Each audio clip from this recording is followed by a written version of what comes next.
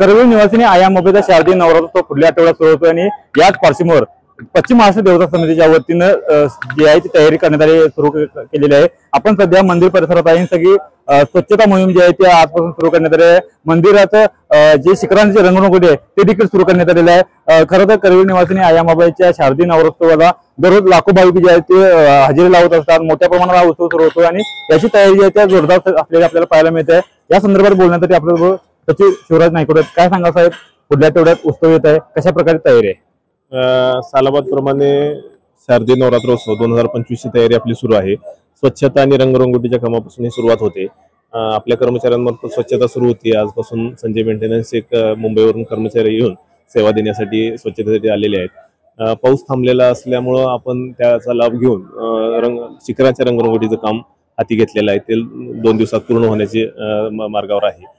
त्याचबरोबर भाविकांच्या सोयी सुविधांसाठी दर्शन रांग पूर्ण कव्हर राहील आणि चांगल्या पद्धतीने सेवा होईल या पद्धतीने आपण प्रयत्न करत आहोत। पावसाची शक्यता असल्यामुळे आपण शेतकरी संघाचा हॉलमधून मंदिरापर्यंत येण्यापर्यंत सर्व दर्शन रांग सुरक्षितपणे कशी येईल त्याचे प्रयत्न करत आहोत। दर्शन रांगेसाठी पाण्याची व्यवस्था, आरोग्याची व्यवस्था, स्वच्छतेची व्यवस्था हे सर्व नियोजन केलेलं आहे। त्याचबरोबर आलेल्या भाविकांना आपल्या मंदिरात सुरू असणाऱ्या विकास कामांचा अडथळा होऊ नये म्हणून आपण शक्य तेवढे कामं लवकर पूर्ण करून हा पूर्ण परिसर मोकळा करून ठेवत आहे।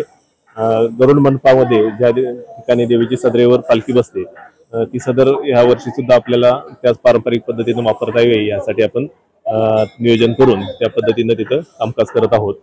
सुरक्षा व्यवस्थेसाठी आपण एआयच्या एआयचा वापर केला आहे। त्याच्यातून फेस रिडिंग कॅमेरे संशयित गुन्हेगारांचे त्यावर फोटो अपलोड करून ते अशा पद्धतीने आपल्याला वेगळे पाहता येतील किंवा दर्शन रांगेत प्रवेश केलेला भाविक मंदिर दर्शन घेईपर्यंत किती वेळ लागू शकतो, तो वेळ आपल्याला कुठं कमी करता येईल, मंदिरात दर्शनासाठी येणारी गर्दी ही कुठल्या दिशेनं सगळ्यात जास्त येते तिथलं नियोजन आपल्याला कसं लावता येईल ह्यासाठी आपण एआयचा वापर करणार आहोत। यासाठी IIT भोपाळ येथील तज्ञ आपल्याला यासाठी सहकार्य करीत आहेत।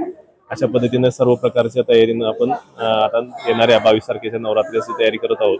त्यावेळी 22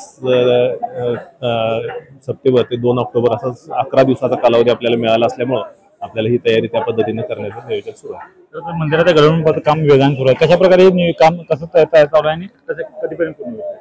आपण नियोजित केल्याप्रमाणे हे काम सुरू आहे। मोठे खांब मिळण्यासाठी लागलेल्या विलंबामुळे हे रेंगाळलं होतं, परंतु आता पूर्ण क्षमतेने आपण हे काम करत आहोत।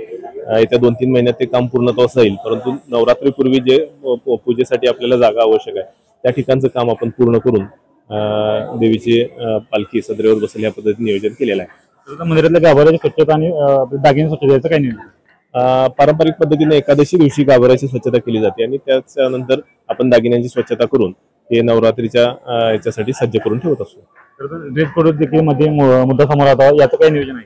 कोणत्या याच्यात? मंदिरात प्रवेश करताना ड्रेस कोड कोणता?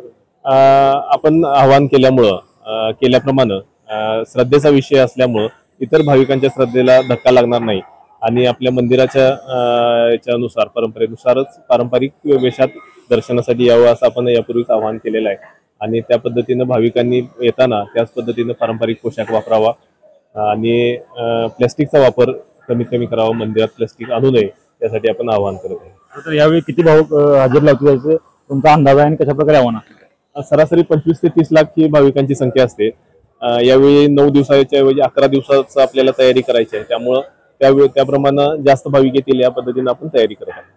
धन्यवाद। तर आपण बघितले गेले होते सचिव शिवराज नायकोडे आणि येणाऱ्या पुढल्या आठवड्यात जो शारदीय नवरात्र आहे आयामाबाईचा याची तयारी आहे ती जोरदार सुरू आहे आणि भाविकांना देखील त्यांनी या येताना जी पारंपरिक वेशभूषा आहे ती वेशभूषा करून यावी, मंदिर परिसरात कोणत्याही प्रकारे प्लास्टिकचा वापर करू नये असं देखील आवाहन केलेलं आहे। कानपाडी, नवराष्ट्र, कोल्हापूर।